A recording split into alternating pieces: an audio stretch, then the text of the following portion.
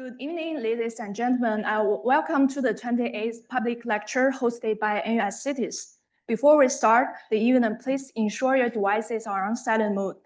For those who don't know about NUS Cities, we are a university-wide, multidisciplinary, open and inclusive collaborative platform hosted within the College of Design and Engineering. The NUS Cities Public Lecture Series will investigate policies, ideas, and projects developed by urban experts which aspire to create sustainable, resilient, and livable cities. Through the lecture series, we hope to create a platform for discussion, retrospection, and conversation to give momentum to the ongoing research and exploration regarding issues concerning cities. I would now like to introduce our speaker of the evening. Mr. Wibowo Muljono is the President Director of Astra Property, where he leads the strategic development of innovative, sustainable, and community-oriented real estate. His international experience includes design roles at Gensler, New York, and 3 architecture in Dallas.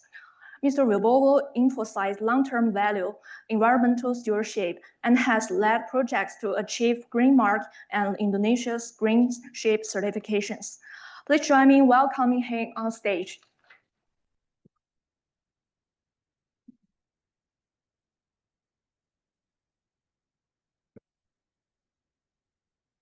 Yes.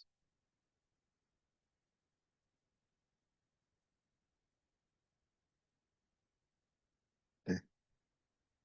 First time I'm using this kind of device. It's kind of freaking me out now. Set up.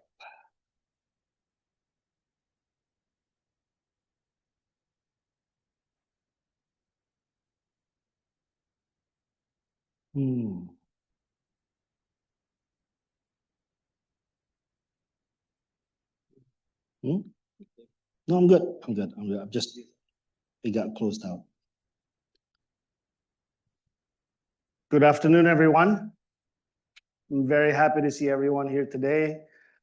I want to give a special thanks to Ibu Wendy here in the front. She is, I would say, about 80% responsible for me being here. I was unsure at first about this afternoon. Why would anyone want to listen a boring story from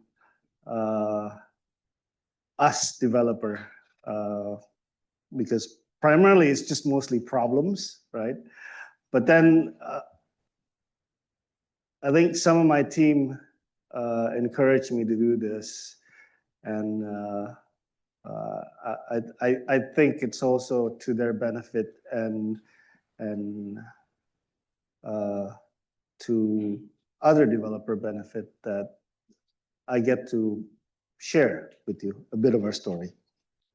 So I'm going to start today by, oh, not this. This has already been covered. No, down. I'm going to start today by some scenarios, right?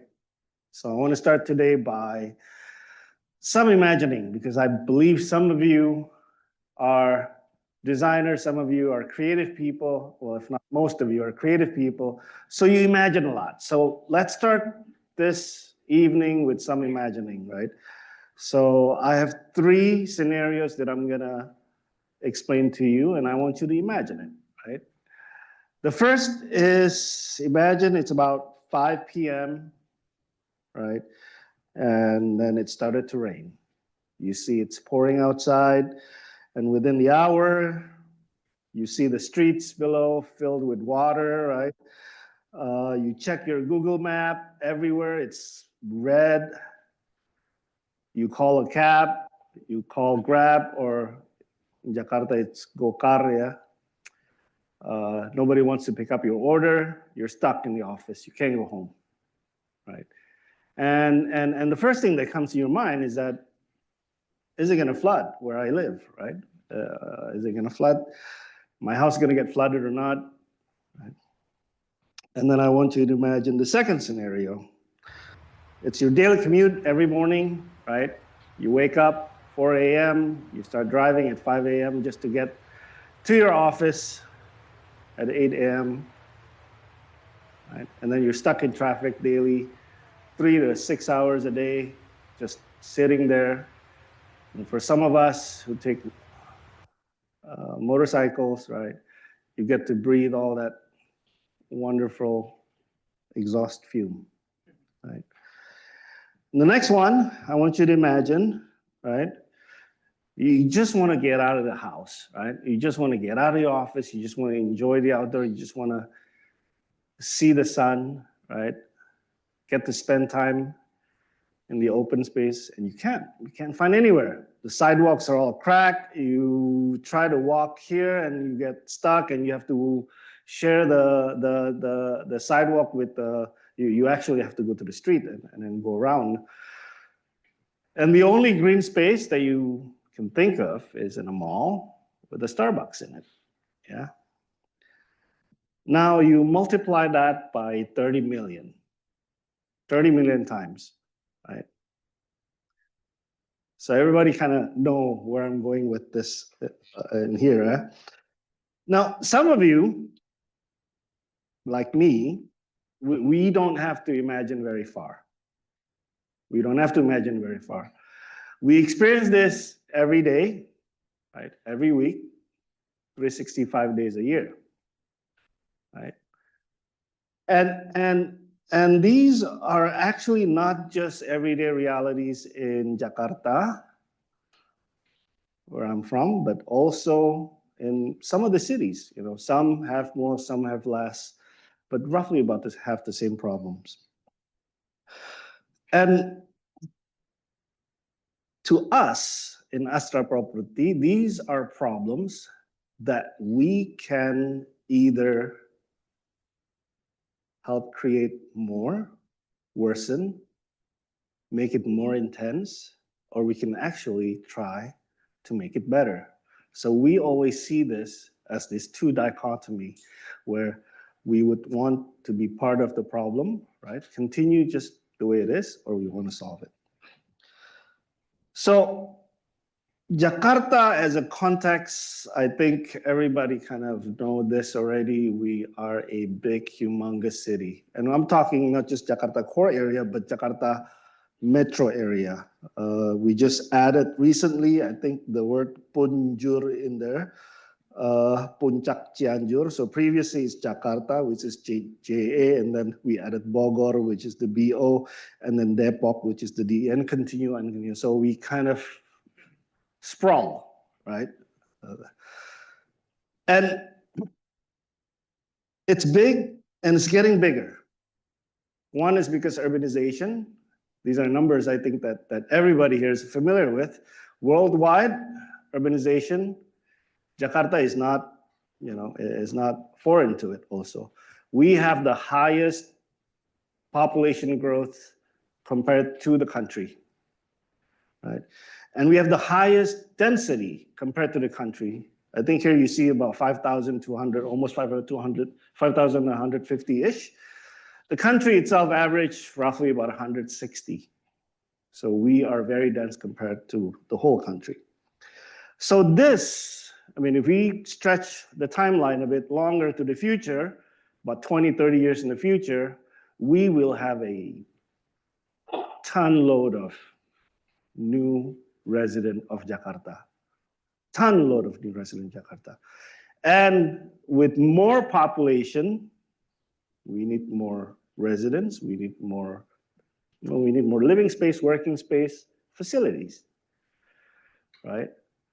And I think estimated, we need to build another Jakarta in about 20, 30 years, right? I mean, these numbers sometimes change depending on which AI you ask, right? So, but we will need to build another city to house all these people, yeah. And ladies and gentlemen, square meter, GFA, this is where we play as a developer, right? As a developer, we like to see potential building area, right? Wendy, I think quite familiar with how we always look for additional plot ratio, right? So we see this as a potential, actually. So we got another half of the city not built yet. So if we build this poorly, we will accelerate those problems that I said earlier. But if we build smart, we can make things better. We can make Jakarta better, right? So it's not a question whether we're part of the solution or part of the problem, right?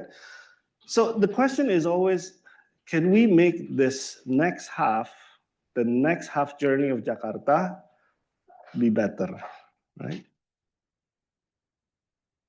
So I'll maybe introduce myself a little bit in terms of how I fit into the company that I'm with right now. My name is Wibowo Muljono.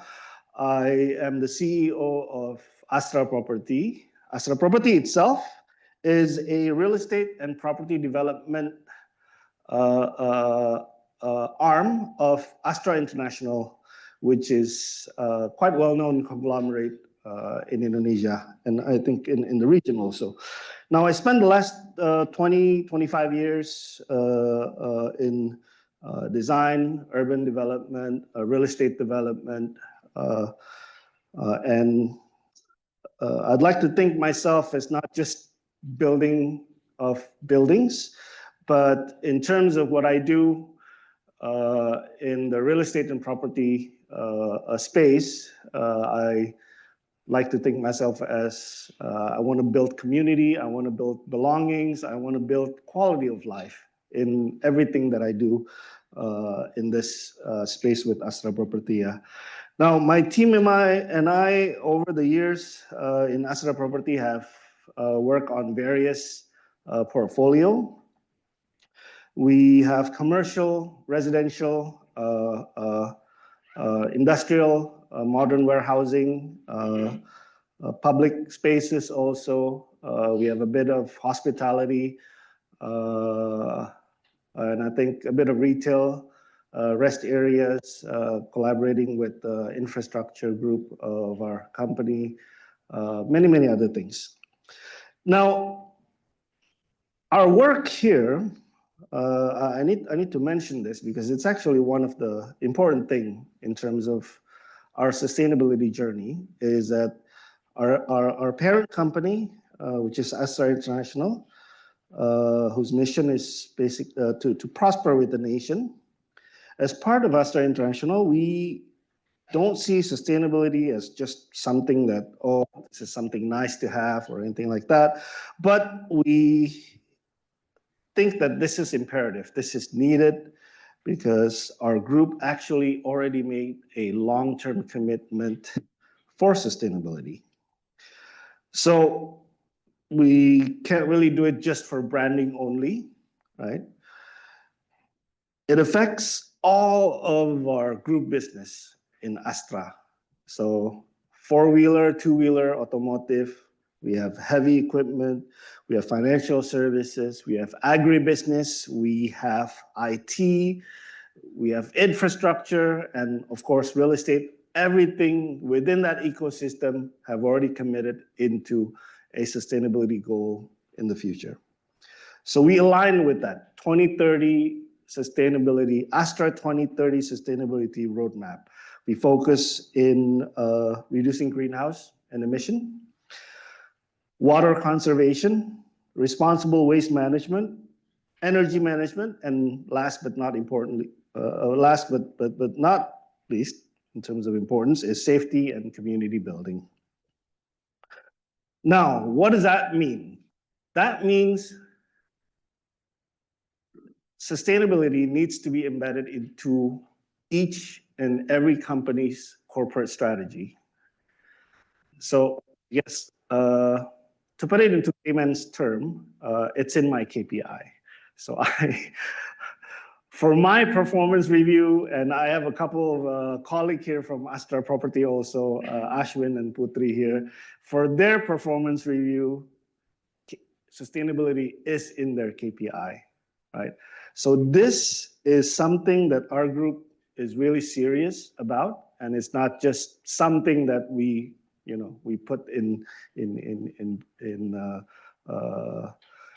financial reports, right, or ESG reports. It's something that actually embedded into our KPIs. So today, I think it would be too presumptuous for me to try to lecture today, right? Because I think today, instead of lecturing you guys, I want to tell you about stories. I guess I want to share with you stories, how we come about in terms of progressing with each and every project that we do, how each project is kind of being thought about in the beginning, how ideas are conceived, what are the reasoning behind it, right? And I think these stories will show you that we're sometimes not, things are sometimes not ideal, right? And it might even confuse some people, like, why would you do that, right?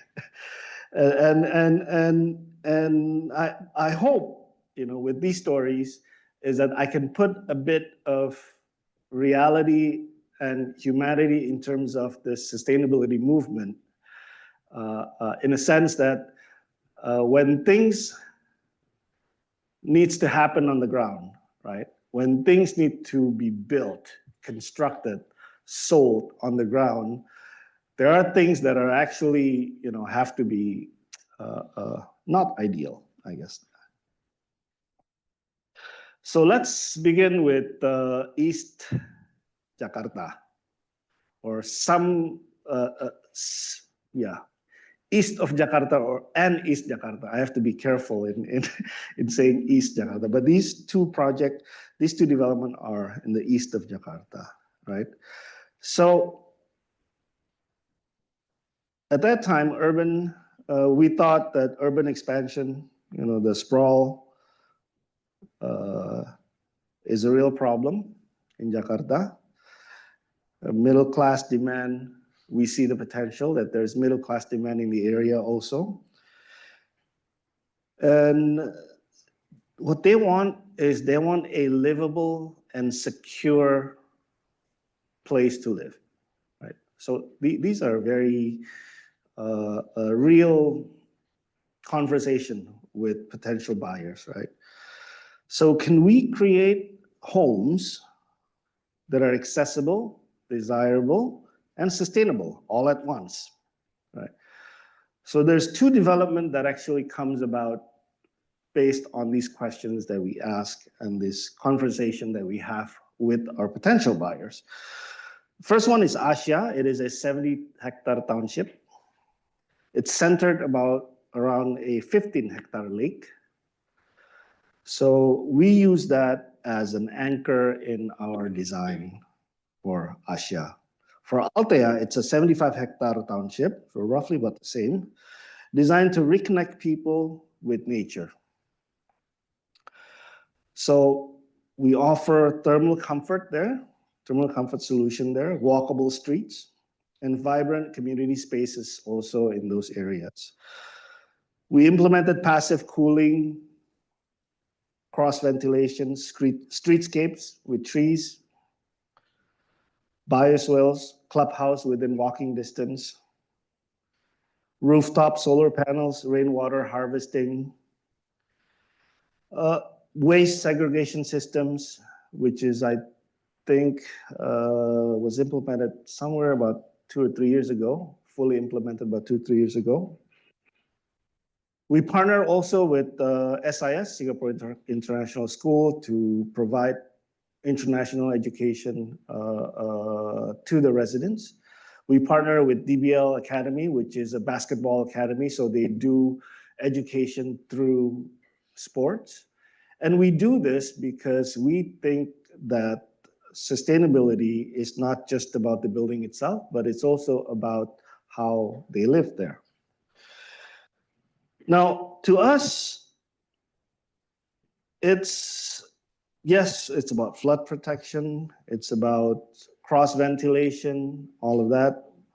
But like I said, it's also about living quality of the area. Now, after all of that, I need to share with you also the stories of where we face some challenges there, right?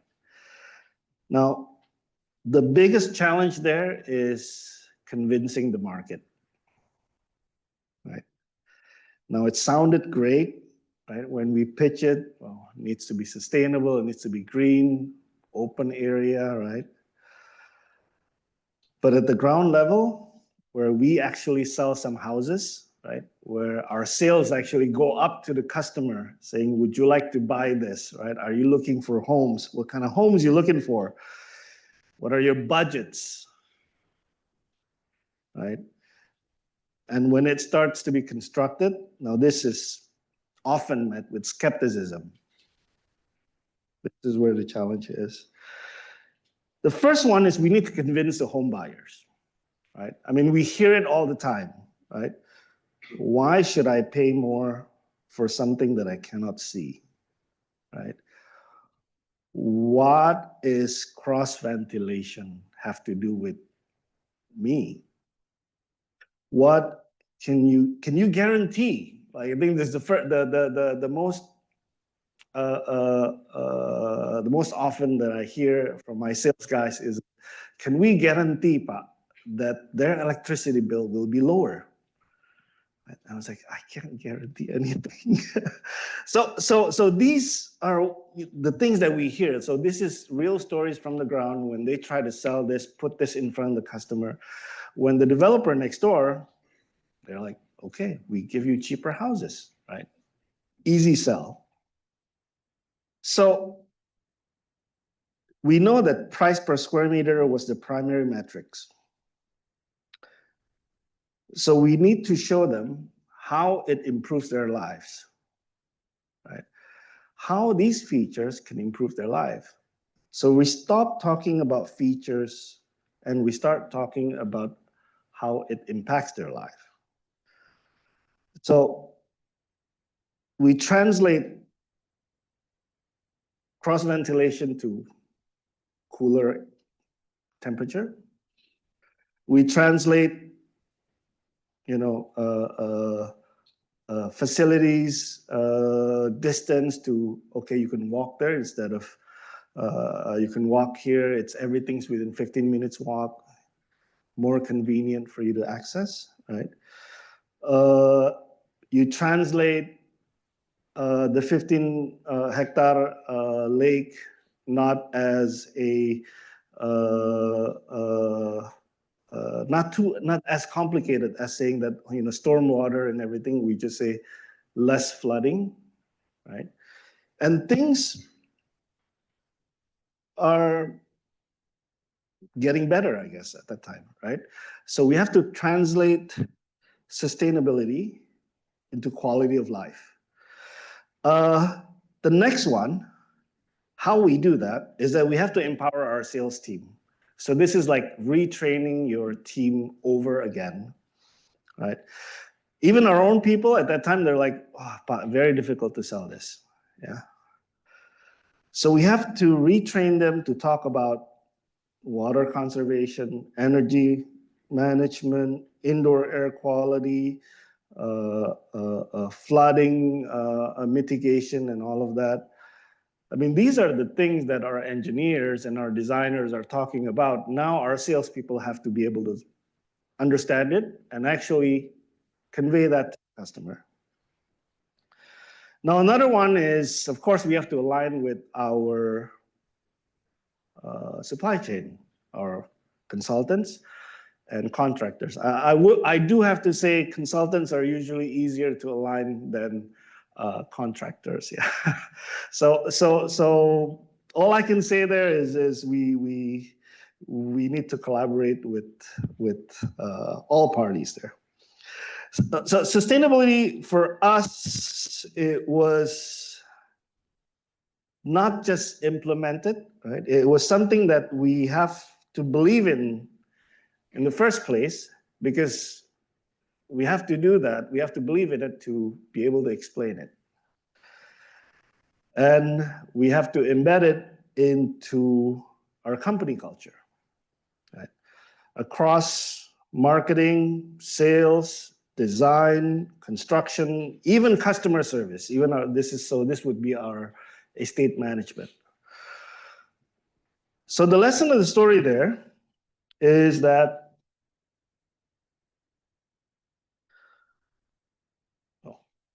So the lesson of the story there is that we can't just talk about how we're going to save the planet, right? How we're going to be sustainable and all of that. But we need to start talking about how our customers are going to live, how people are going to live, right? So when we stop selling about sustainability and we start selling about homes that people truly want, this is when things actually change for us in Asya and Altea. Right? The next story is in central Jakarta. So we were at the fringe of Jakarta, east and a bit south side of Jakarta, Asya and Altea. Now we go to the central Jakarta. This is where Menara Astra is located. So our goal here was quite brave at that time, right? Our goal here is that can we build a premium grade skyscraper, a business icon, because this is Menara Astra, right? It's going to be our headquarters. So this is going to be my boss's headquarters at that time. So you can imagine the pressure, right? And also sustainable, right? So from the start, we envision it to be more than just another premium office building. It needs to answer our branding needs. It needs to answer the sustainability portion of it, right? It needs to be a business icon, and it needs to perform well. So we designed it to meet the BCA Green Mark Platinum standards. I think it's one of the most rigorous standards in the region. I think it still is, yeah. Every element of the building, we engineer it for performance, right? Energy efficient HVAC systems, intelligent lightings, high performance facade, shading systems in the facade also, selection of glass that ensures lights get into the very core of the building, water recycling, smart metering, water recycling, reuse and recycle, and building management system. This is also one of the most difficult things to do at the time because the level of sophistication for the building management system that needs to happen for this building was, I think, very few at that time in Indonesia. Yeah. So Menara Astra, I feel that we at that time did not stop at just complying to, okay, we want to be sustainable, right? We want to lead Jakarta in terms of sustainability for high-rise building at that time. Now, market at that time, it shows that there's some promise in there actually, right? It wasn't optional, we still have to do it, right? We still have to do it. But when we first introduced sustainability into our development, some of our stakeholders start asking questions also. Tenants, of course, market, right? And to be honest with you, some of our internal people, my team also asked the question, like, what are we doing here about, right? They would say, like, you know, this is great, right? We should do this. Can you give me your IRR calculation after this? Because your initial cost, your capex just increased by 5%. It seems like at that time we added new things almost every month, right? Is this gonna increase the construction cost, right?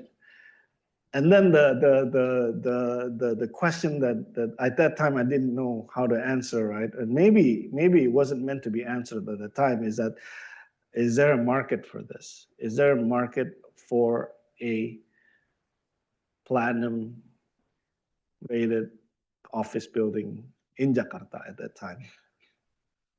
So the conversation at that time, for me at least, right? It's more of a translation of sustainability to return on investment, right?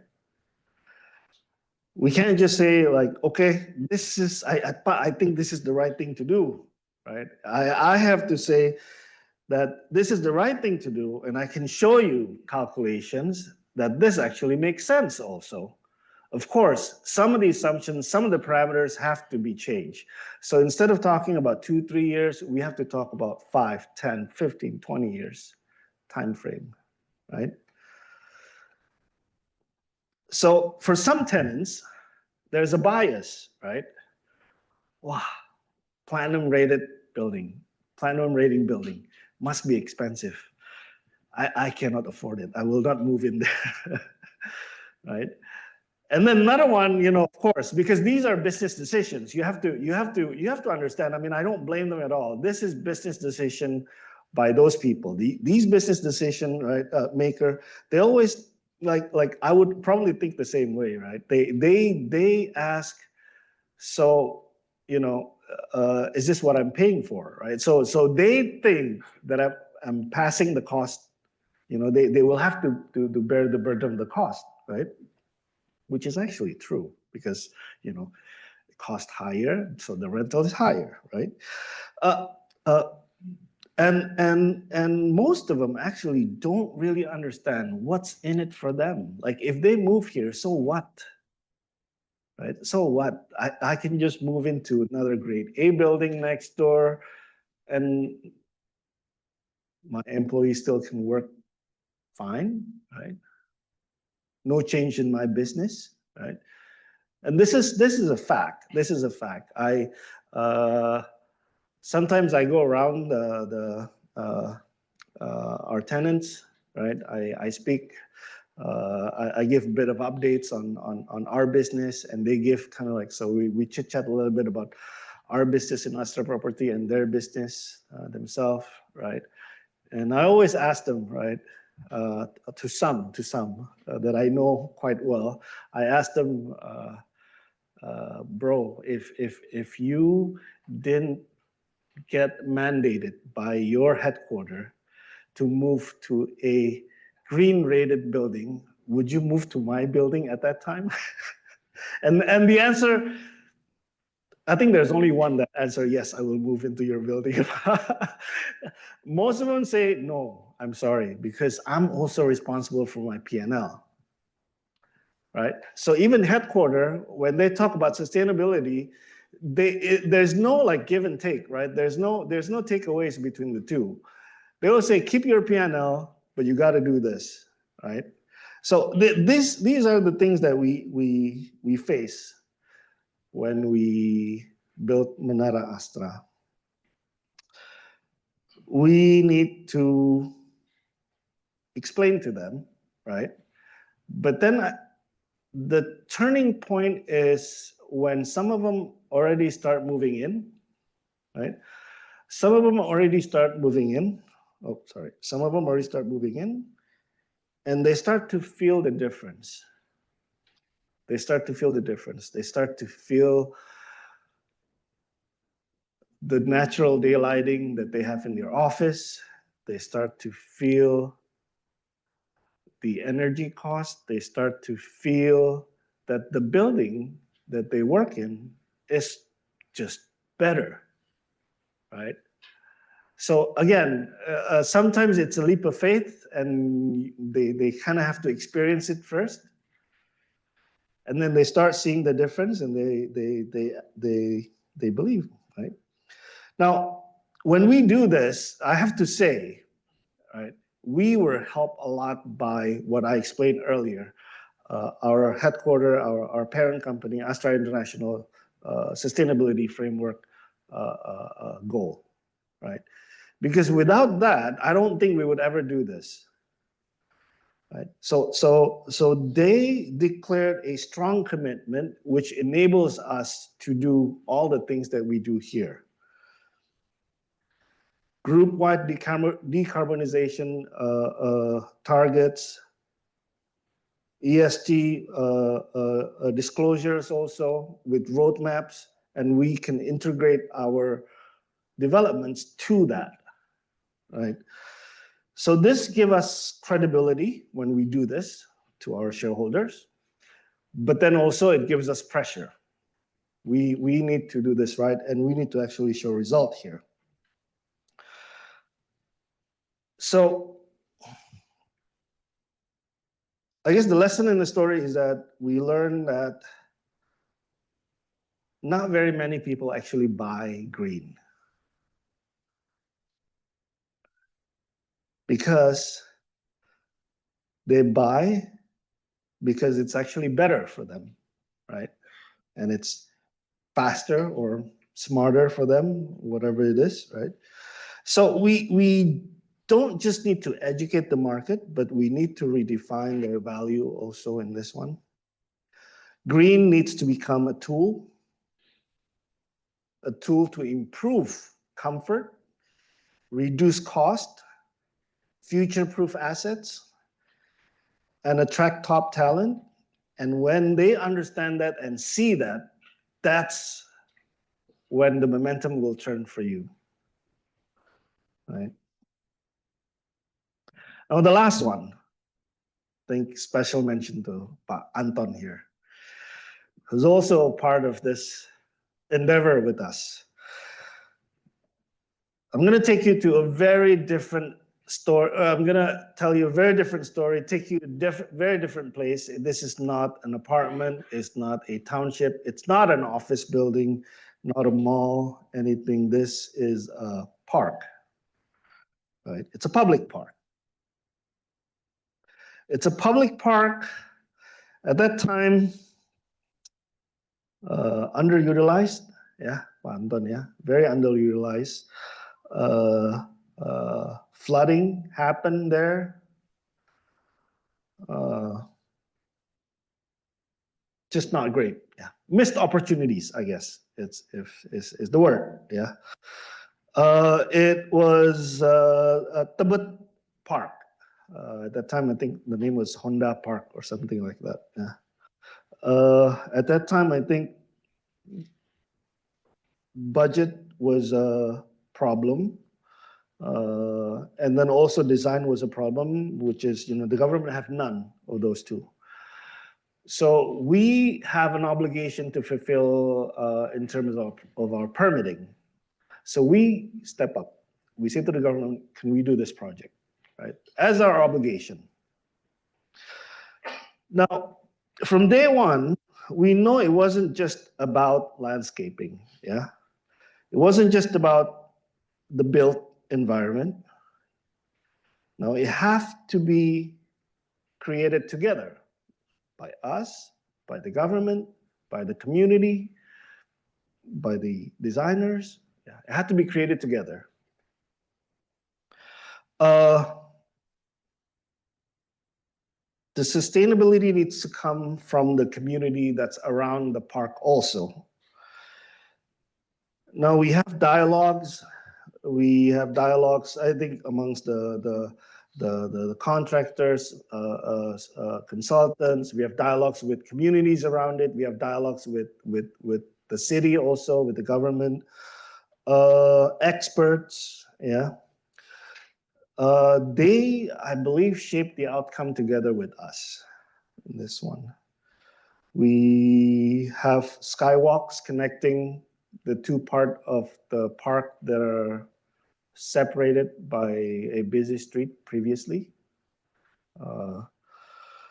We have retention ponds, natural retention pond. Anton designed that to mitigate the flooding of the area. Zones for children's, for exercising, and I think we save We save most of the trees there, if not all of the trees we keep. We bring in new trees and bioswale to improve the quality of the water and biodiversity in the area.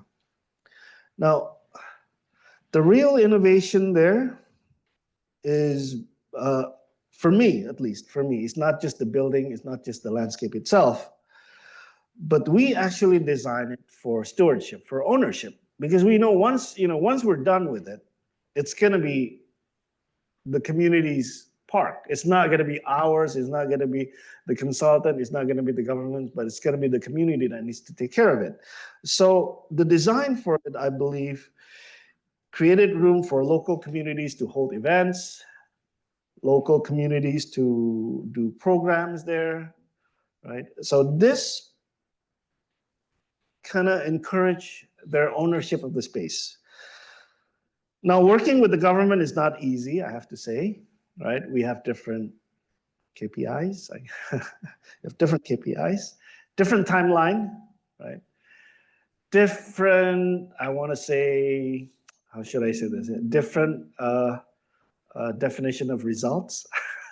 Yeah, but I have to say, if you focus on what you want to achieve there, which is delivering something that is beneficial for the community around it, and be patient about it, maybe flexible a little bit, yeah. You can build those trust. Yeah. Now, Tebet Eco Park, when it opened, I think it had to be closed, if I'm not mistaken, because there's so many people that go in there. The park had to be closed again because of, I think, crowding hazard. Social media was buzzing, right? It was a huge success. And I think the success is not that also, right? The success is when other parts of the cities, or even other cities, right? Or even other, not just parks. I think now they're doing stadiums also, yeah. They start asking, can we do this in other parks, other parts of the city, or other initiative, other infrastructure other than just parks, right? Because it's quite beautiful to see how something, maybe I give for a little context, in Jakarta, developer, when they develop development, they're obligated to do some retribution to the government. Now, these retribution can be in the form of financial retribution or infrastructure retribution. I mean, correct me if I'm wrong, Bu India. At that time, it wasn't too flexible. I think it was mostly, financial contribution only. But then the government at that time was thinking that I think, or they think that this can be managed better. So they open doors for infrastructure contribution. And this, I believe, is a way for developer to be involved in creating a habitable environment and not just building their own development, right? Because the city, the place, the area that developers operate is more than just our market, right? The market is actually our habitat also, and the better our habitat, the better the market is. It's something that gives impact to one another. Now, Tebet Eco Park at that time reminded us that it's possible for us not just to build buildings, not just to construct things, but it is possible for us actually to build belonging, to build ownership. Yeah. So from all of these three stories, what did we learn?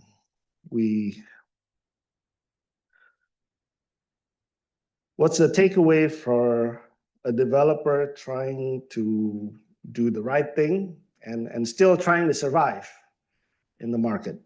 Yeah. Here's what we know. We know, or we used to think that sustainability is an accessories, something that we added, right? Oh, we're done.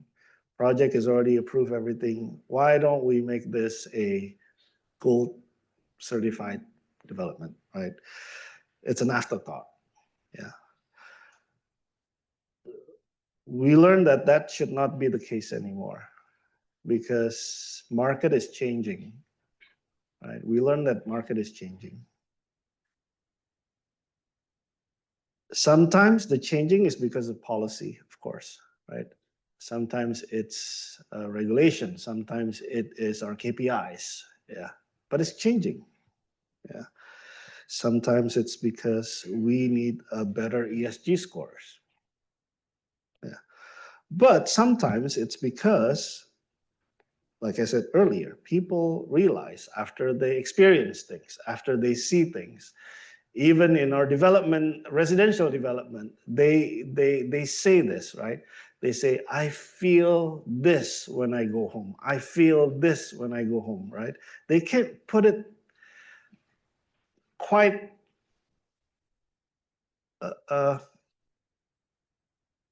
as elegant as what people would like it to put.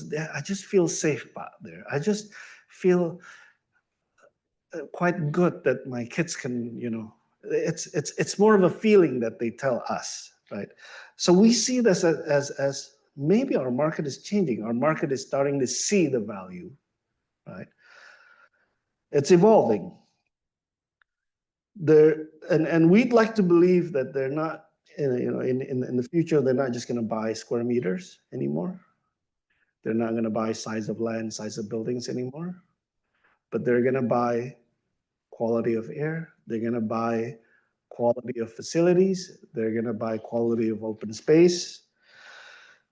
They're going to buy spaces that they're going to be proud to call home, right? Pride is a big thing, I think, in some of the market in Jakarta, yeah. It's a different value proposition from what we're used to in development in Indonesia.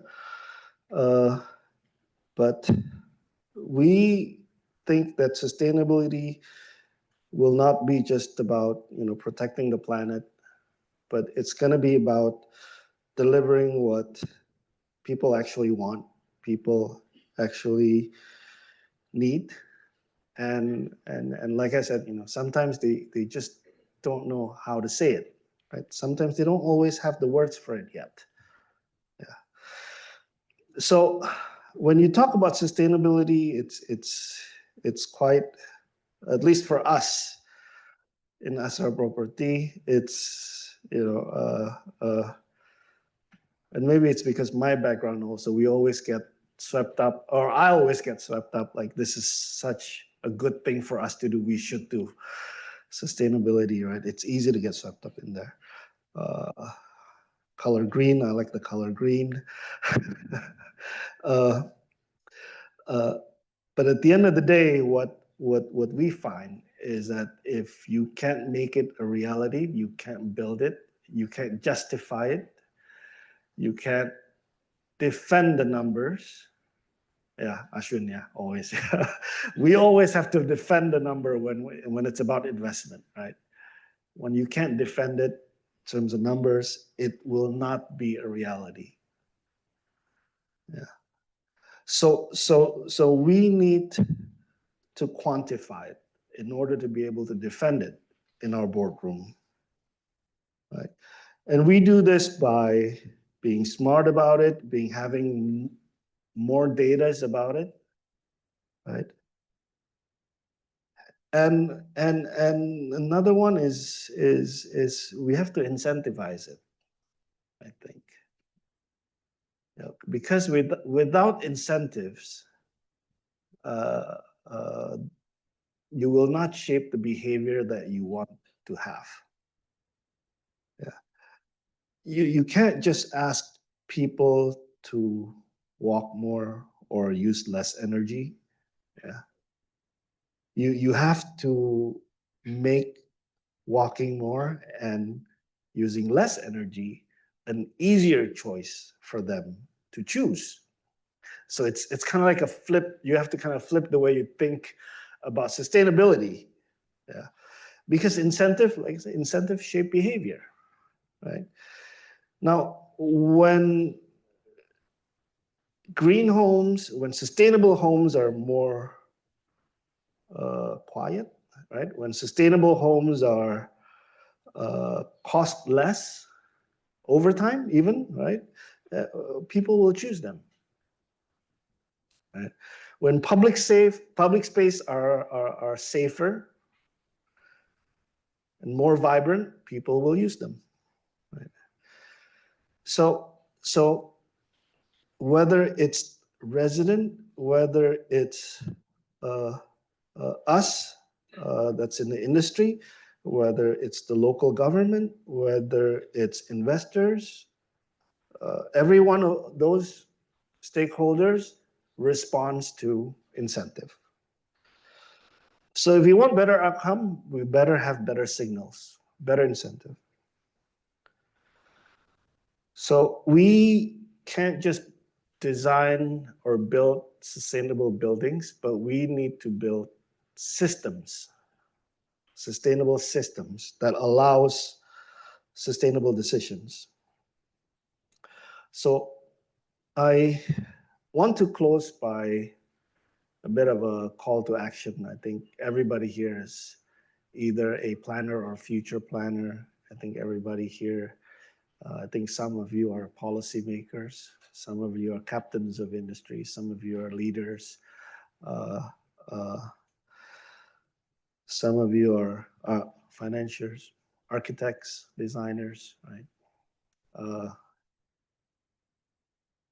The question, I think, is, like I said earlier, is not whether we want to be sustainable or not. I think it's more about legacy, right? What we want to leave behind. And the question is whether we want to be part of the problem in the next 20, 30 years, or we want to be part of the solution in the next 20, 30 years. Now, we at Astra Property, we believe that it's about choices. Rounding back to the first thing that I said, we believe that it's about choices. And these choices for us happens almost every day in every drawing that we do, right, with our consultants, in every meetings that we do, and it's in every square meters that we build and put out in the city. Thank you. I will take your questions after this. Yes.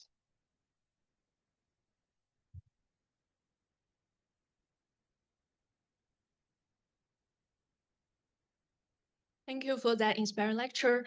And I would now like to invite on stage the moderator for the evening, Ms. Wendy.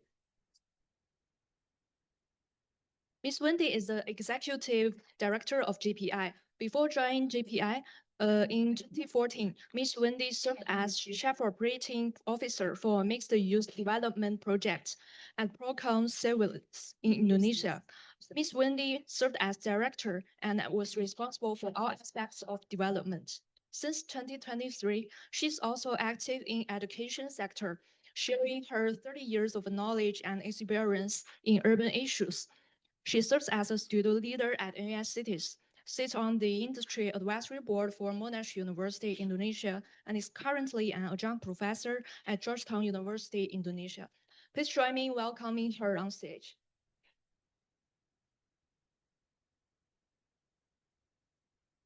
And we now invite the audience in the auditorium as well as on Zoom to raise your questions. And thanks to Mr. Wibowo, we also have some small gifts to the first three people who asked questions. Oh, should not announce it yet. I see. I see.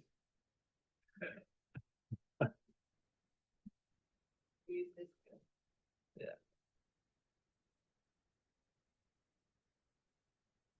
All right. I think it's pretty loud and clear. Terima kasih, Pak Bo. Thank you. We all call him Pak Bo. This is his nickname in his office. Astra Property has been taken to where no man has gone before.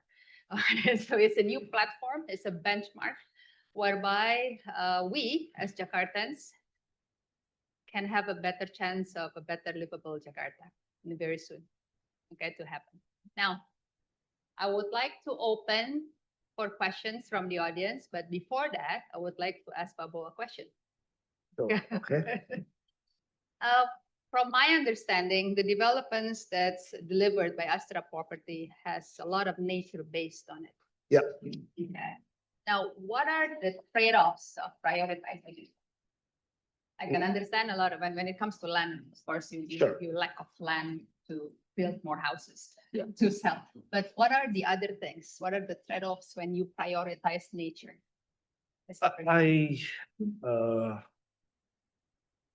I never see it as a trade-off, I guess. Okay. It's more of no, the way I see it is a developer's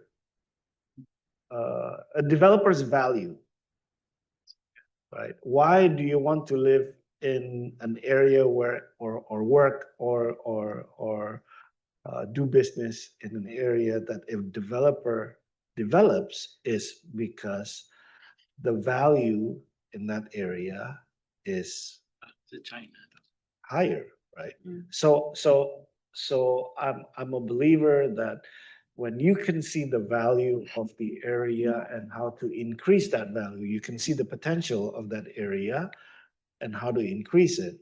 That's what you need to do, right? So like for example, Asya has a lake. Altea has I wouldn't call it a river. It's more of a creek. It's a small river. We try to anchor our development based on those nature feature, existing nature feature. There's one that we actually created it. It's the one in Cikupa West. That's Amaya. That one we actually created a small forest, or we try to emulate a small forest in there. So all of our development, we feel that the value can be increased for us, of course, but also for the resident if it's anchored around a natural feature, right? So to us, those kind of things are more of, it's actually the reason why we want to develop it, because we see it as an added value rather than a trade-off that we need to let go some land for that, or we need yeah. So it's, I mean, if you want to speak technically, efficiency will drop because you need to, those areas, public areas cannot be sold, and so on and so on and so on, right?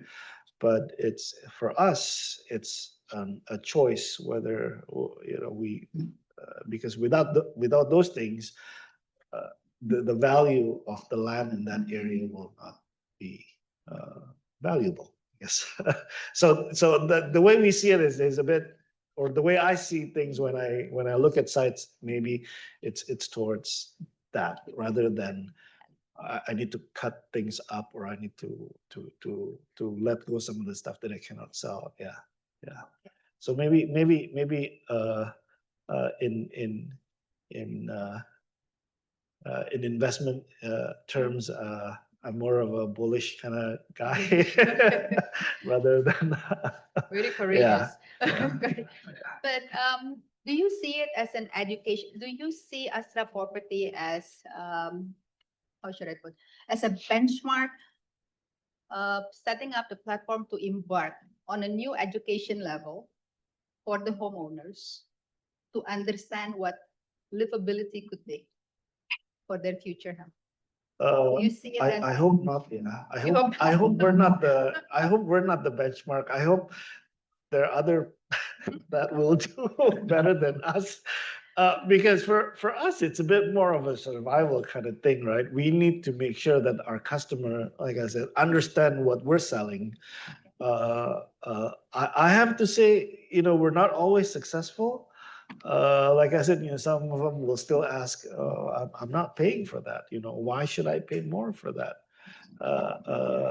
But maybe just a bit of number crunching that we have done, although not very precise.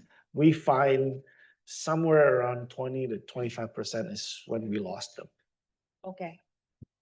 So when we're more expensive, when we're about 20-25% more expensive than our competitors, they stop listening to whether it's green, red, yellow. They don't care. They just go to the. They just want the cheaper ones. Then Yeah. those are not your market. Yeah. So maybe you have Well, done it that I differently. think I'd like to think that maybe so it's easy to say that they need to be better informed and all of that, but maybe like I'd like to take things more how we can do better, right? So things that we can control. So these are retraining our salespeople, right? Even some of our directors, they don't know what this is, right? Some of our project directors don't know what this is. So we need to speak the language of value rather than features when we start selling the houses, right? So it's easy for us to say, it's the market, but then so what do you do, right? What you have to look into yourself first also, that what can we actually do better in this, and to us, hopefully other institution will take the lead in terms of educating or informing buyers, right? But I hope it's not us that's going to lead.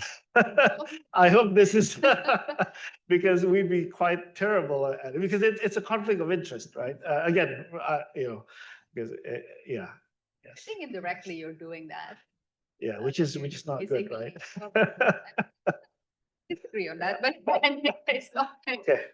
can I open our question? I think the lady in glasses raised her hand first. Okay.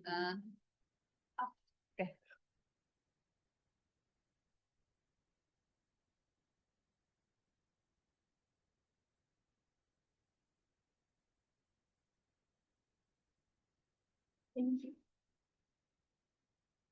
Hello, good afternoon, everyone. Good afternoon, Mr. Oh, evening. Sorry, it's already evening. It's okay. Good evening. In Astra, we always say good morning. So. Oh, that's good. Morning, Mr. Wibowo, Ibu Wendy. So I'm really interested in this material today. From a developer's point of view, how do you see the pandemic has affected the property market prior to the pandemic, during the pandemic, and post COVID-19? Yeah, I think that's it. Thank you. Sorry, can you introduce yourself? Oh, sorry. Yeah. I'm sorry. Okay. Nama saya Farah. Hi, My Farah. name is Farah. Yeah, I come from Jakarta too. Saya orang Indonesia juga. I'm taking the Master of Science in Real Estate from Business School program. I actually just started the orientation today, and I just resigned from Jones Lang LaSalle. Oh, okay. Yeah, so I think I was your consultant. Yes. For several. That's why I'm kind of familiar, but I didn't. Yeah. So I'm asking from a developer's point of view, because I want to know how the struggles are during the pandemic or post the pandemic, and how has it changed the market. Yeah, I think that's my question. Okay. 1%.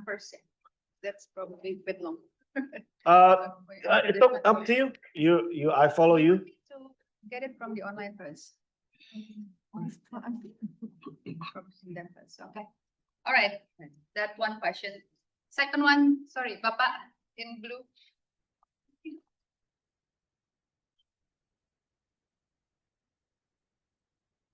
Thank you so much. Just some two quick questions from layman. My name is Patrick.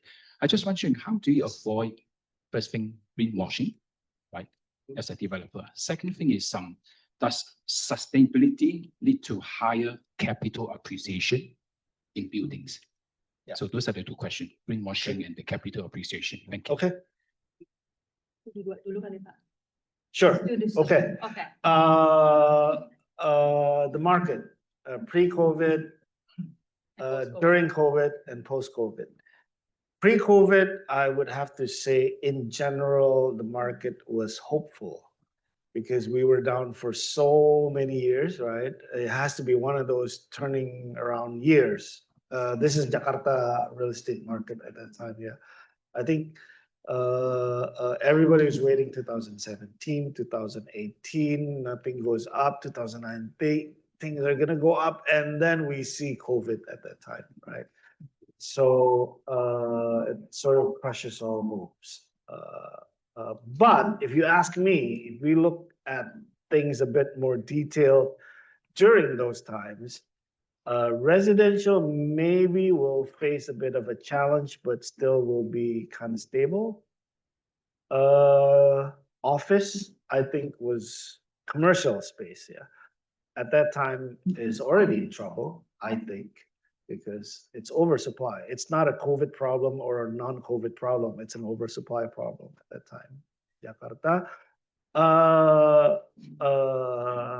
Now, the surprising part is the industrial space. To be honest with you, I kind of missed that. I kind of missed that one too. But the industrial space was the darling during COVID. Occupancy was very high and stable.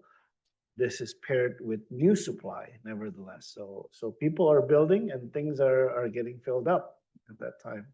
And because it's industrial, again, it's big boxes out in the middle of nowhere. It's not that sexy, right? It's not a platinum rated green building in the central of Jakarta. So I think a lot of people kind of missed that part of the portfolio going into COVID. Yeah. Now after COVID, we acquired a hotel after that, and we see the performance. Yeah.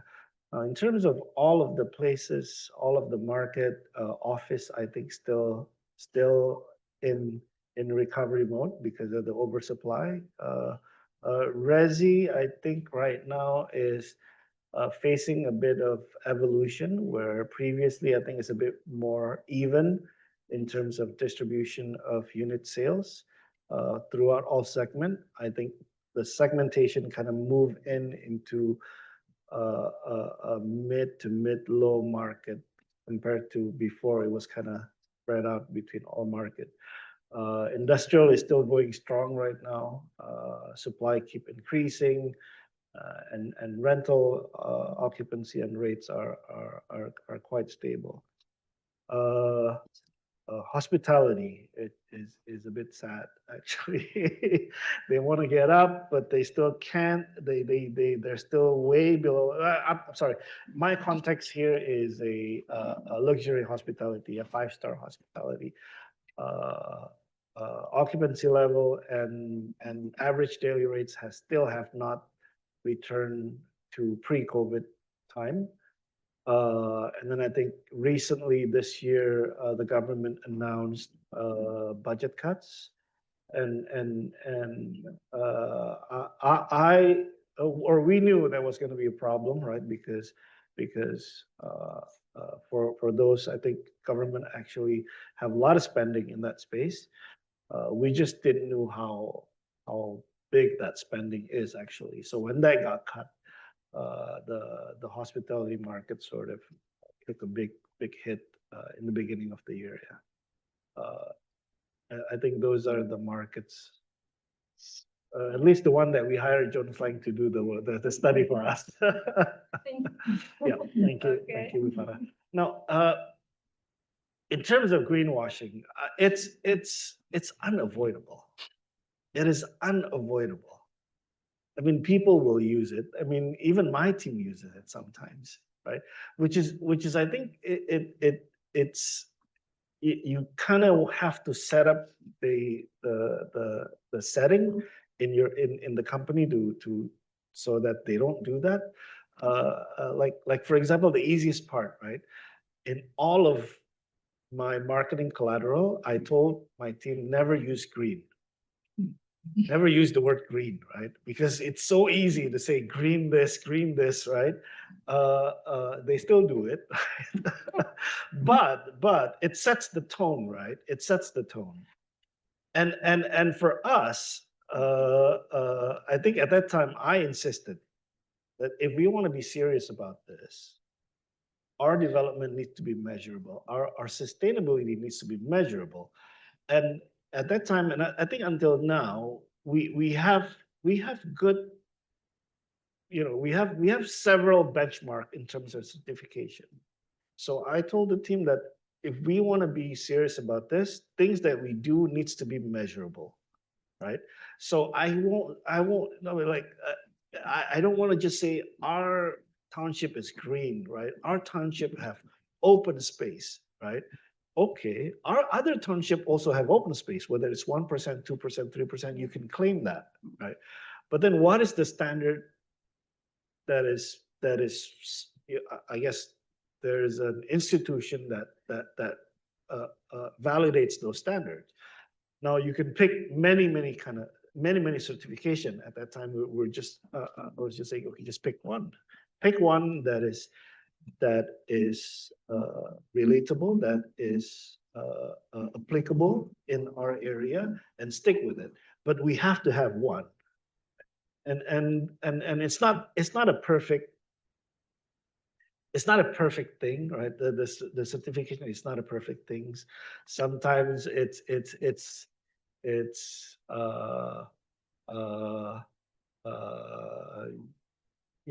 the team always find a way. Sometimes, oh, we can do this, we can still get gold, there's always that play, right? It's not a perfect thing, but it's the only thing that we have right now to be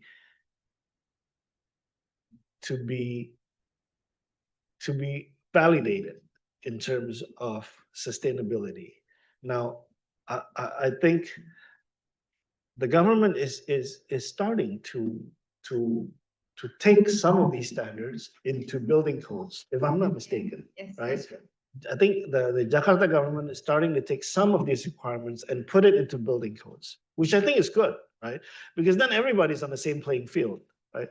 I always say, oh, when you complain about market is bad, hey, don't complain about market is bad, because everybody then complain about market. We are on the same playing field, right? Same playing field is good, I think, for us, right? So that's our take on greenwashing. So we have some measures, we have some standards that we put in to ensure that the company actually have validity in terms of sustainability. And we welcome if the change is actually being put forth to be code that everybody have to do. I'm sorry, I kind of forgot the second one that you asked is Capital about appreciation. capital appreciation on Sustainability. sustainability. Yeah, capital appreciation. That's why. Capital appreciation and sustainability. The reality that we have is kind of is varied, right? I can say in Menara Astra, capital appreciation, asset appreciation is good. It's a platinum certified green building. I think when we value it every year, capital, it's fantastic actually. But is it because it is a sustainable building, or is it because it's a premium building? I cannot say which is which. Why it's being valued higher every year. Unfortunately, the valuer doesn't separate those things, right?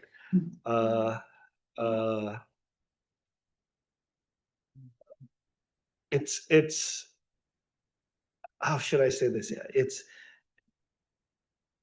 the correlation is there, but the causally if it I can't confirm if one causes the other. Does that make sense? Yeah. So I don't want to give everybody kind of like if you do this, it will make your built environment increase in terms of the appreciation. But it is shown like that, but it hasn't been confirmed, or at least I haven't seen anything that confirms that that's because the sustainability It's very measures. Quantify. Yeah. Hopefully that. It is like- I'm sorry if it's not Maybe a as clear as bit of context to this. yeah. To build something with the standard, premium standard, there is very minimal incentive given from the government to the developers in Indonesia context. Minimal to zero. Okay, so the developers have to take it upon themselves to want to deliver a better product to the market. So hence I said it's gone where no man has gone before because it's very costly and it's also very it's exhausting. But the product is actually excellent for the market in the future. Can I have somebody from this side of the room, please? Okay. Only one lady over there, the back. Yes. Yes, coming to you. Coming to you.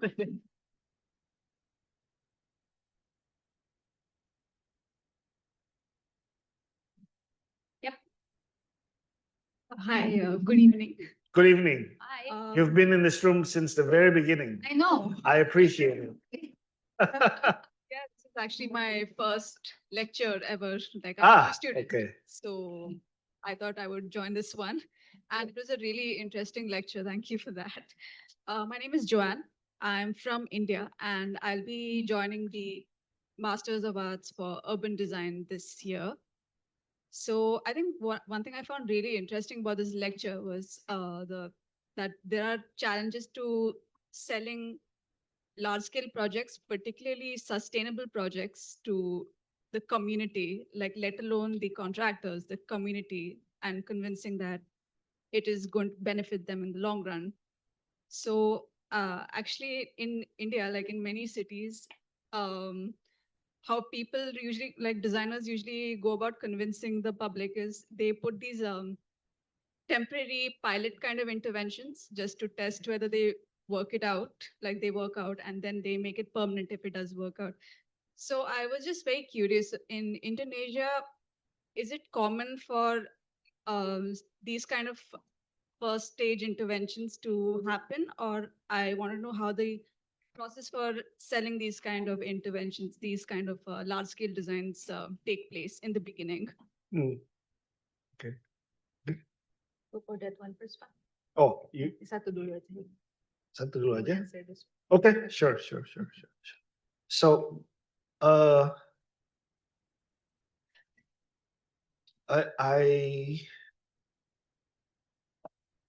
don't think we're that advanced yet, like India. A lot of things.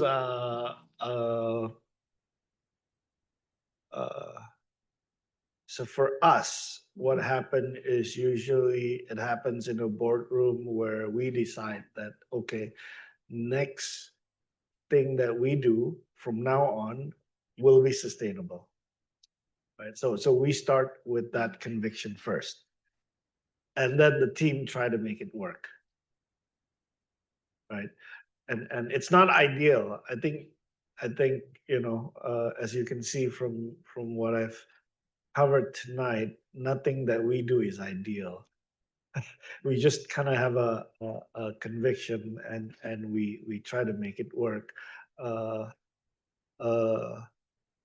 In large scale project, usually we are never short in terms of expertise and experience.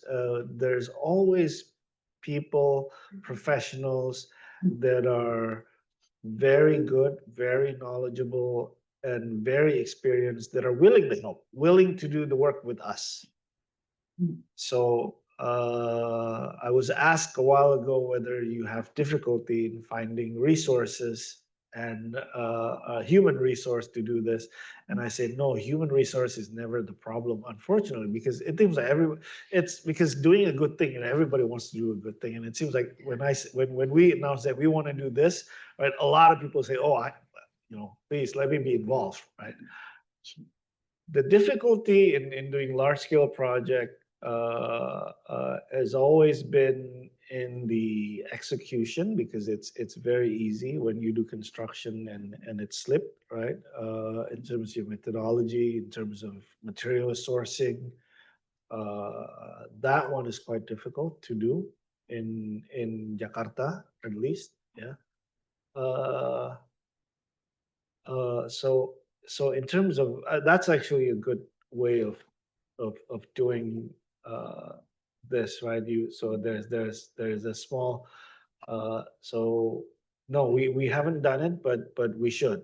I think my team is taking notes now that they should start doing that. Yes. Okay. Does that answer it? Good. All right. I need to distribute this tree first, okay, before I go. Gentleman in blue, please. Ah, yes. So here's a little something so Yes. that you can to remind you guys of Astra Property. The Thank next you, question. NUS, for allowing us to distribute these. Next question. Thank you. It's a pleasure to be here tonight. My name is Max. I'm Hi, currently Max. serving my 2 years bond with the government, if you know what I mean. But anyways, I work in transport currently, in NS, National Service. Okay. Then afterwards, I'll matriculate into CDE in electrical engineering. And then I'll be off to LTA where I'll serve my actual government bond. So my question is obviously going to be related to transport. You've Sure. talked a lot about walkability. I think that's very important, obviously, in urban planning. But how would you integrate your properties into, say, Jakarta's transport system? The reason why I ask this is because I'm actually going in October for a conference, and I kind of want to explore the city. Yeah. But I'm also aware that Jakarta currently has some problems with congestion. Yes. So I do wonder if Yes. things like this, it will be extended to the transport part as well. After all, we all do our part. I think it will help to ease it up a bit. Yeah, we follow the theory, Max. So when we select for sites, we always select sites for its connectivity and all of that, right? But that seems to be a boring answer.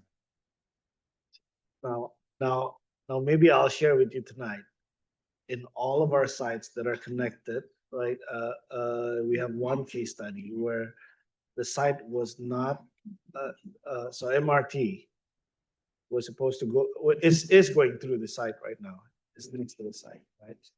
So at that time, our thesis was that the land value will go up, right? So this is the whole reason why we picked that site is because of that, right? So our bet finally paid off, but it didn't. So I don't, you ask me why, right? I don't know. Right? So in that one case where our site is actually got the MRT connection, right? So all the infrastructure connection is the same, right? So compared to all the other ones, right? So if you put all the sites side by side, right? Oh, this one's going to have a new infrastructure going in there. So that's the MRT, right? So we hit the jackpot here, right? We're going to build something nice and make a lot of money here, right? Get a little pat in the back, maybe promote it or something like that. And that's all we. But no, land price didn't increase much, right? Property price didn't increase much. Now, it could be due to market, at that time. It could be due to adoption, MRT adoption also. Could be the cost for that. But these things are usually not textbook, I guess I should say. It's not like, when your thesis works out, then the result should be this. Unfortunately, it's not like that. So right now we're still sitting on that piece of land and building it slowly so that the market could catch up to our return expectation, I guess. Does that answer your question in terms of, yeah. There's never a direct relation to that. There should be, but there. Our thesis is should Yeah. be, but again. Okay, Yeah. next question. Come all of a sudden, there's a lot from here. So I'll take from here and from here, okay? Hi, good evening. My name is Anna. I'm a retired commercial leasing professional. I used to work at CBRE and now, CBRE, yeah, used to, and then now I'm a I'm a researcher. they just come into Jakarta Yeah, they're recently. They're launching in August. That's a good development. Previously, it's just Jones Lang that takes them. Anyway, my question is about sustainability and natural challenges. So as a developer, how do you marry sustainable practices in development with natural challenges such as receding land in Jakarta? By What are force. what are the things that you look out for, and what are the things that you measure? I sort of joke about it by force here, but it's just such both kind of wants to go to the same place, I think, right? They both, in terms of development and sustainability, they both want to go in the same place. But in terms of the time frame, I think the problem has always been on the time frame, right? Whereas one is looking at it long term, right, and the other one is reviewed every December, right? Again, a bit of apa curcol apa sih ya? Well, not What's the word complaining, for it? but I don't know the English word for it. But in Indonesia, we call it curcol. We call it like kind of complaining, but Yeah. but in secrecy. Well,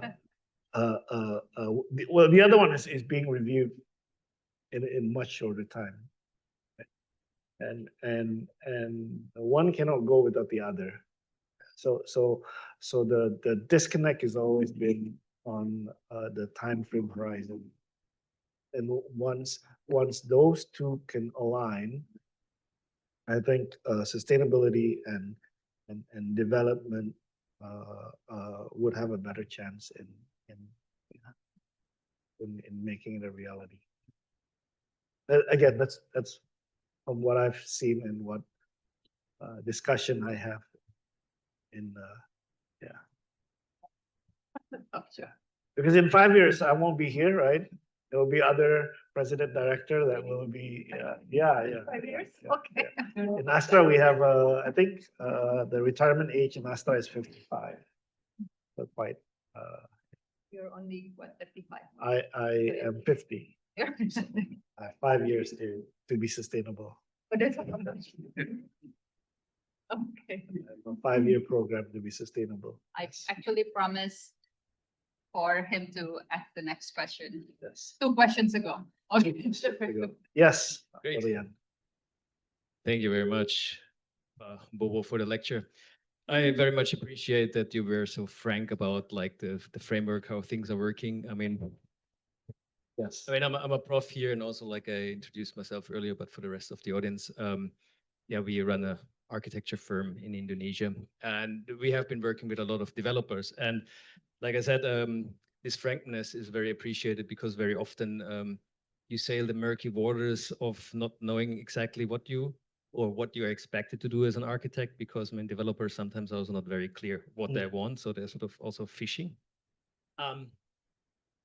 But coming back to these earlier slides you have shown, right? So the flooding of the streets and the garbage in the streets as well.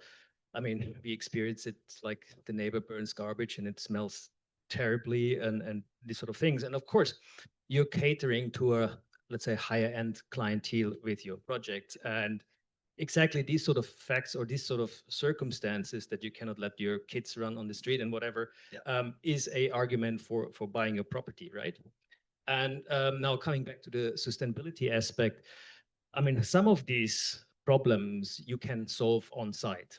Let's say flooding, maybe bioswales, a pond, and so on. So this stormwater management, but some you can't. Like for instance, solid waste. So there was this big slide of 99% of solid waste should be catered for. Now my question here is, of course, you know, we are not you know, singular elements or people within a city, so we are depending on a larger network, right? And in many cases in Jakarta, this larger network of infrastructure, public works is not functioning or but let's say garbage. Take garbage now as an example, but I mean, as a general problem. So how is a developer who is obliged to you know, be able to sell certain things to clients, right? You need to justify the extra costs. How would you deal, or can you deal with, let's say, solid waste, again, as an example for other things, if you cannot solve it on site? You know, you would need to build infrastructure outside of your property or develop this infrastructure. Because, you know, again, you cannot just look at your property isolated. You need to look at a larger picture of a city. So how would you deal with that as a developer? We buy the waste management company. No, I'm not.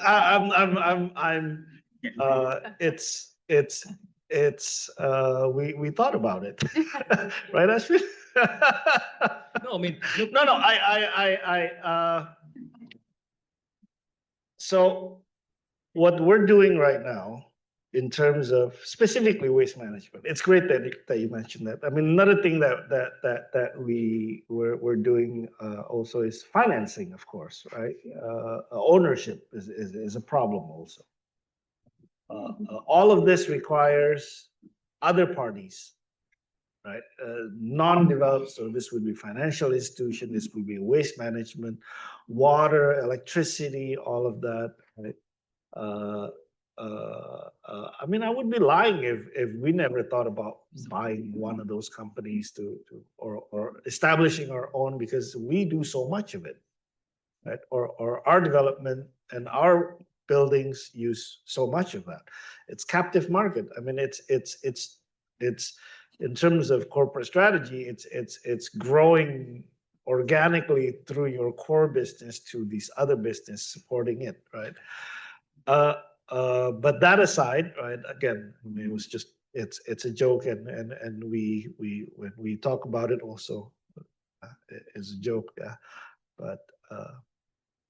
But what we're doing right now is actually we do have a contract, I think, if I'm not mistaken, with Waste for Change. Yeah, it's a waste management company that we collaborated with. That's actually doing a lot of things with us. The joke was also about them, where we were like, why don't we just buy those guys and just control everything in our supply chain?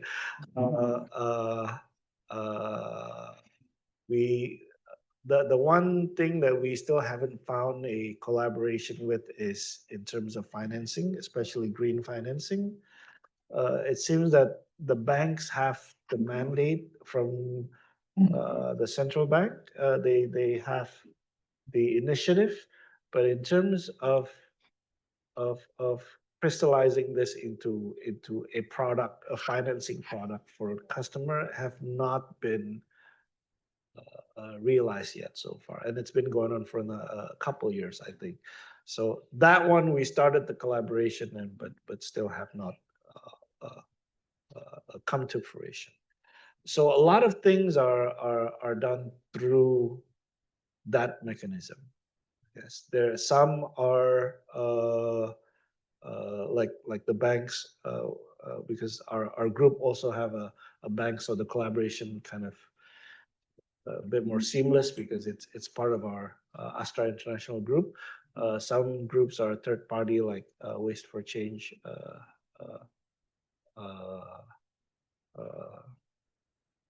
So that seems to be a bit more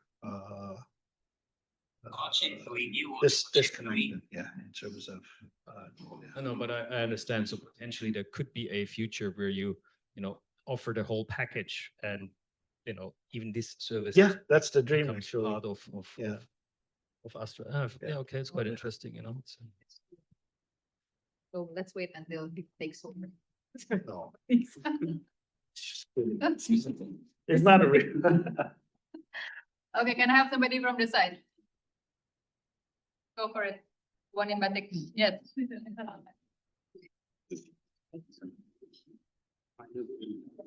My name is Fazli. I'm a university student from Malaysia, from University Technology Malaysia. I'm all the way from Johor.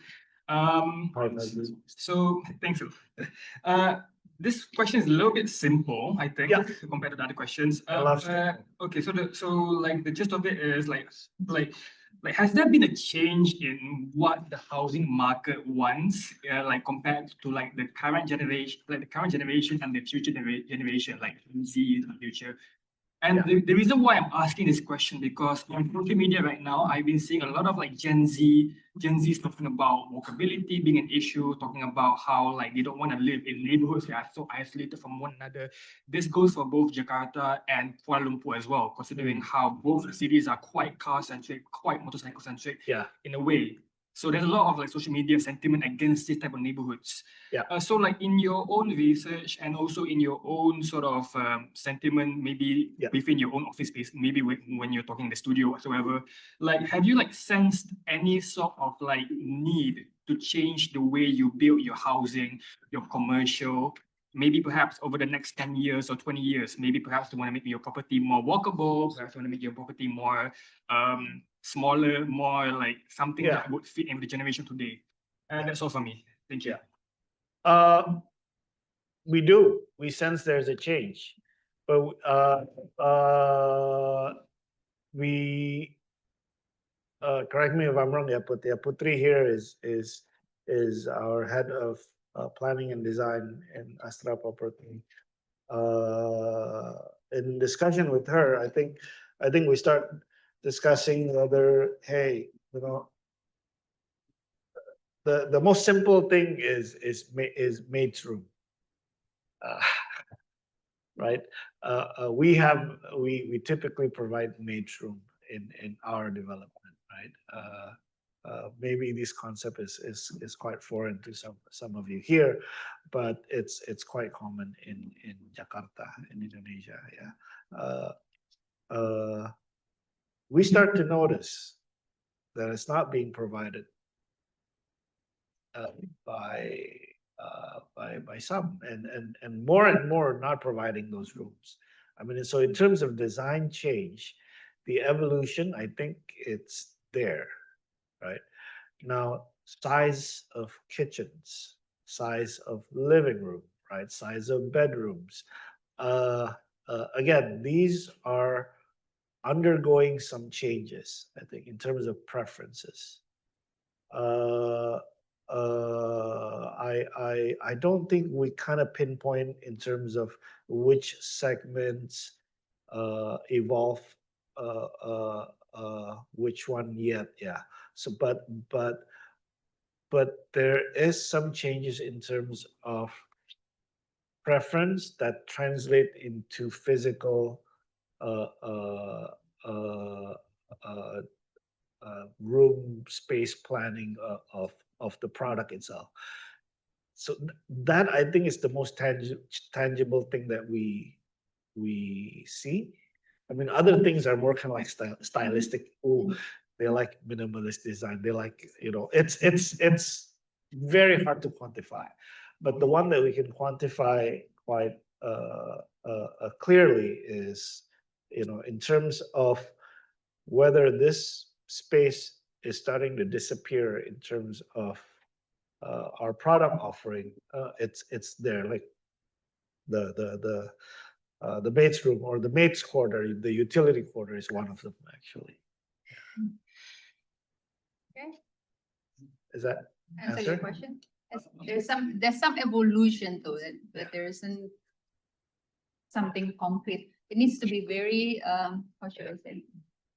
Flexible. It needs Yeah, to so breathe. for us, when you talk about change, right, in terms of design and preference, it needs to be later on manifested into physical, like what change in the design, right? It cannot be like, oh, they prefer this, you know.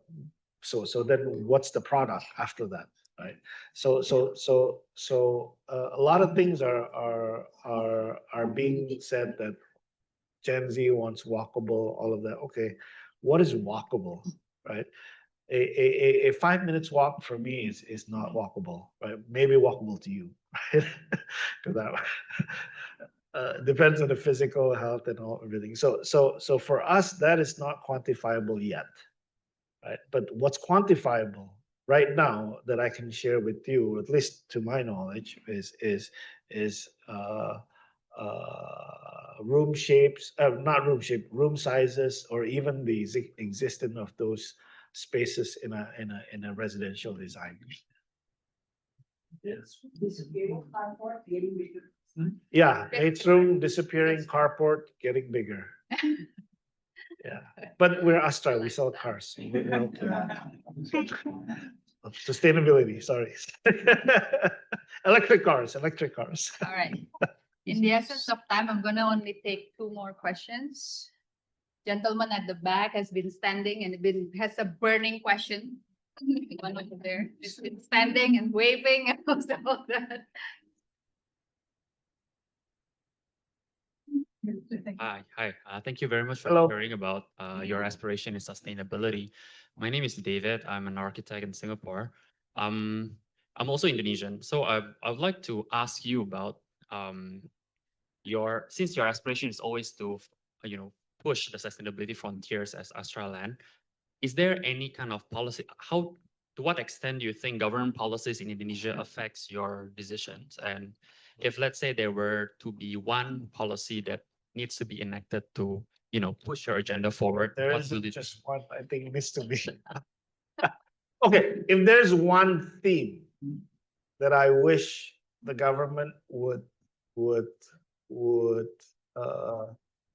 be consistent about is the incentive for sustainability needs to be consistent. So the reason why I said this is I'm not asking like, okay, if you do sustainability, then you get money. No, it's not that. That's too it's too apa ya? Your Indonesian, right? It's too bansos gitu ya. So I don't need bansos. I don't think developer needs bansos. I don't think developer needs a handout. Yes. Right? But let's say, for example, take for example,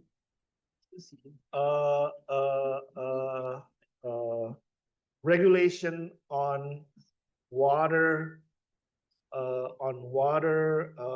wastewater, no, the what do you call it? The discharge fee. Oh. Wastewater discharge fee, right? You know how we get charged? By the square meter.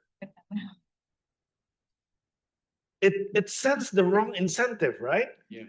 Like it doesn't matter how much square cubic, right? Cubic. Meter cubic I reduce, right? I still have the same square meter, so I will still get charged the same, right? Again, I mean, it's a simple thing, right? It's not that much money either, right? But then you reduce your wastewater, right? And you want to be rewarded for it. I mean, it's not that much money, but it's not. It doesn't get recognized, right? And yeah, it's simple things like that. I mean, I don't think that's a handout. I don't categorize that as a handout, right? It's more of your policy and the way you measure things.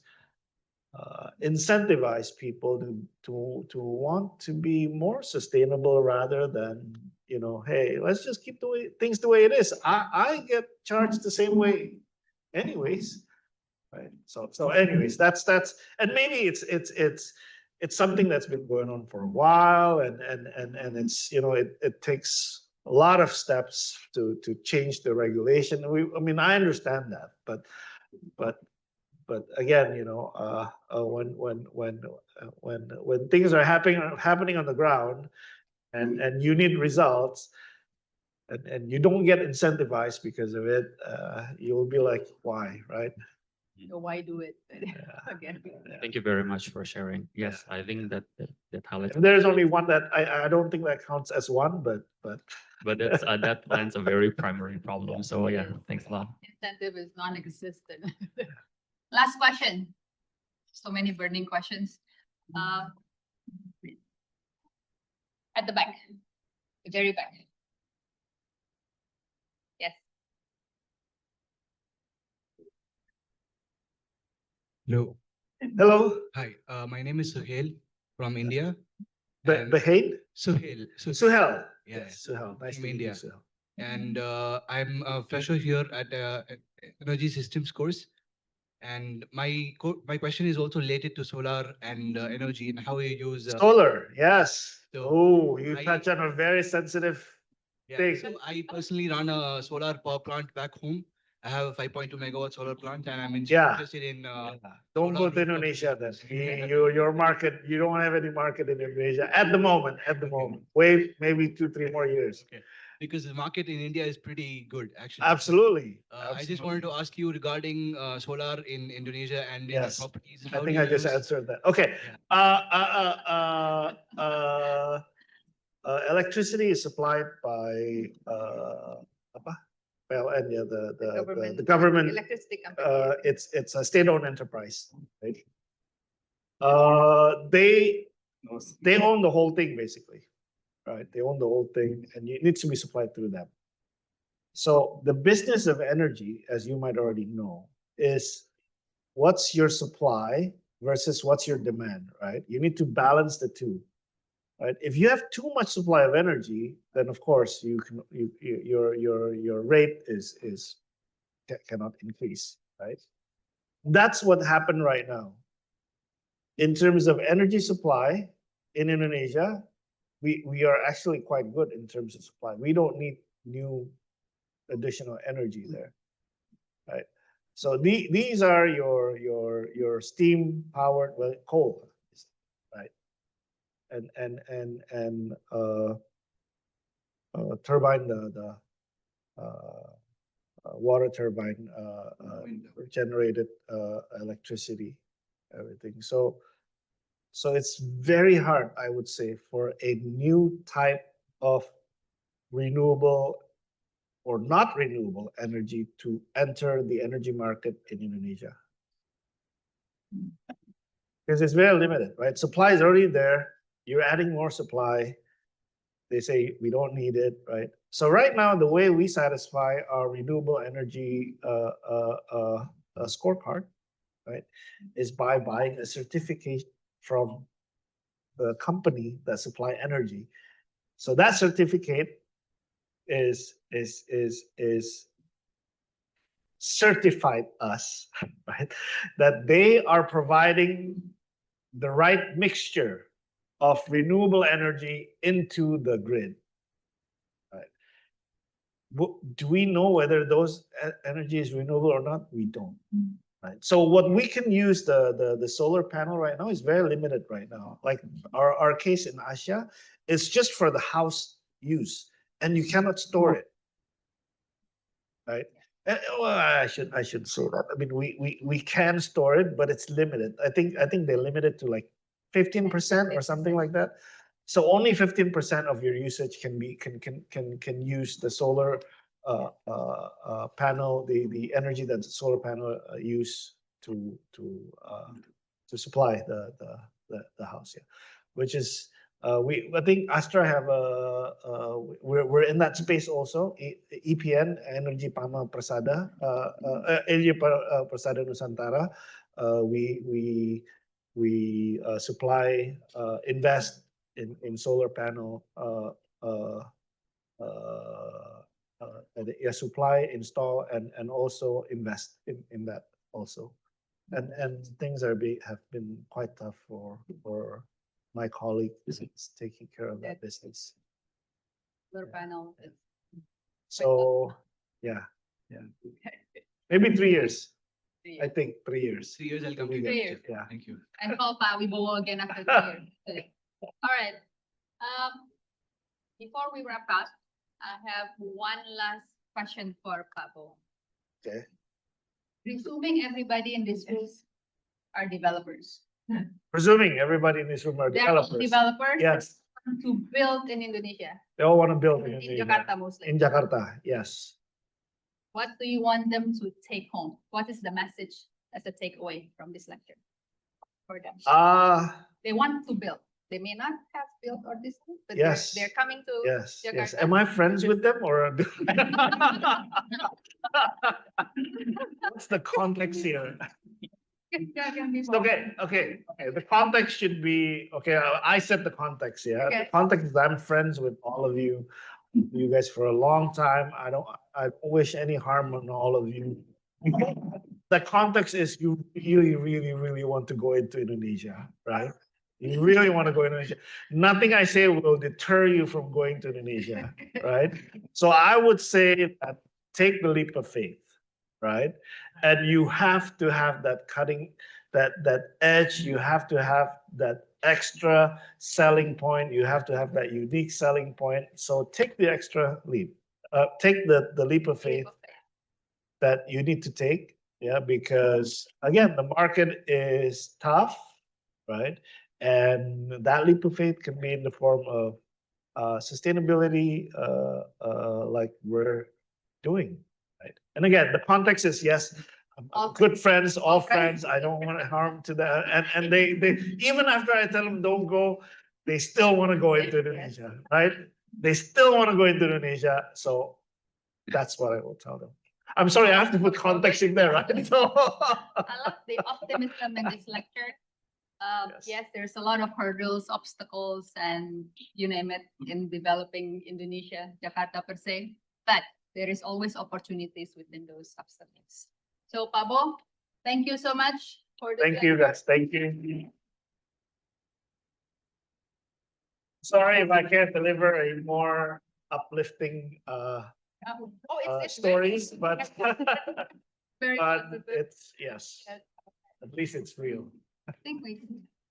Okay, thank you everyone for participating in this lecture. We would also like to thank Mr. Wibowo for your valuable time and to share your thoughts, visions, and ideas. And we would also like to thank Ms. Wendy for your time and thank you everyone for your participating.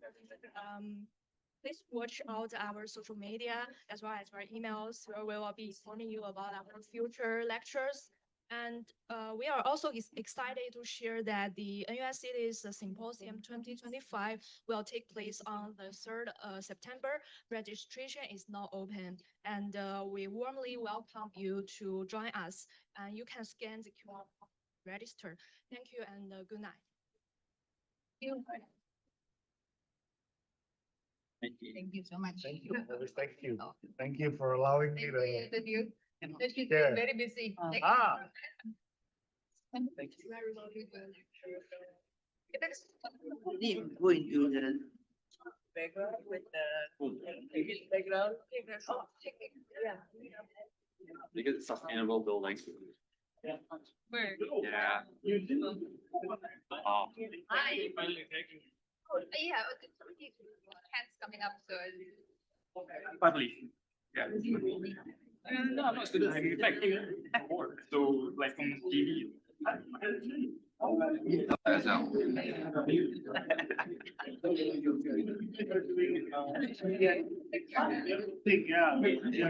a question. You didn't ask a question. Just now I didn't